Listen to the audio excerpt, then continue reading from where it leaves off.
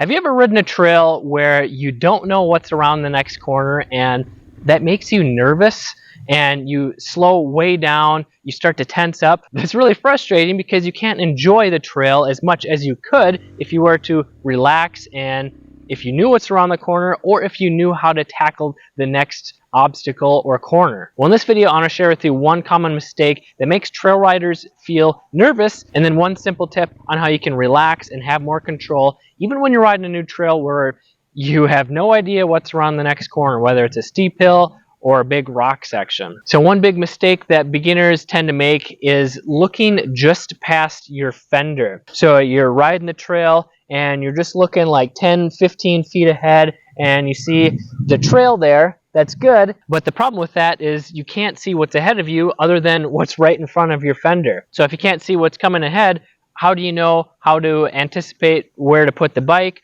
or how much speed you can have? And this forces you to slow way down because you don't know if there's going to be a really tight corner with a steep hill up or down, or maybe there's a cliff that you need to slow down for. And if you're going too fast, you're going to fly right off the cliff. So if you can't see it, you have to slow way down. It's like driving a car at night with bad or low headlight beam. If you drive too fast, you're going to overrun the headlight, meaning that if like a deer comes out on the road and the headlight isn't shining far enough ahead to see it, once it gets into the light, you're driving too fast to be able to react and slow down to it. So you need to slow way down to increase your reaction time so that you can stop or drive around it so you don't hit that deer. It's the same concept for riding a dirt bike, and even though I'm not the fastest trail rider, I have learned that being able to look ahead allows me to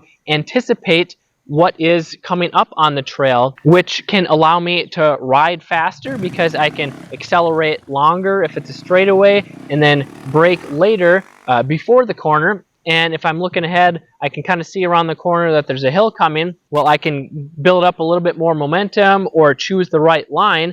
Whereas if I was just looking 10-15 feet ahead of me, I would be riding slower and I wouldn't have as much momentum. I wouldn't know that the hill is there until I ride around the corner. Then I don't have enough speed to get up it. And even though looking right ahead of you is not necessarily bad, it's just really going to hold you back from being a more confident and especially a faster trail rider because you don't know what's coming up on the trail. And you might be doing it just because you're worried about what you're going to run over next, whether it's a rock section or a log or a big whoop. And I totally understand that because you don't want to hit those things or you want to choose the right line. But if you're looking ahead, whether maybe it's 30 feet instead of 15, you will still be able to see that correct line or that rock you want to miss or the log that you need to set up your body position for. You'll see it ahead of time so that you'll be able to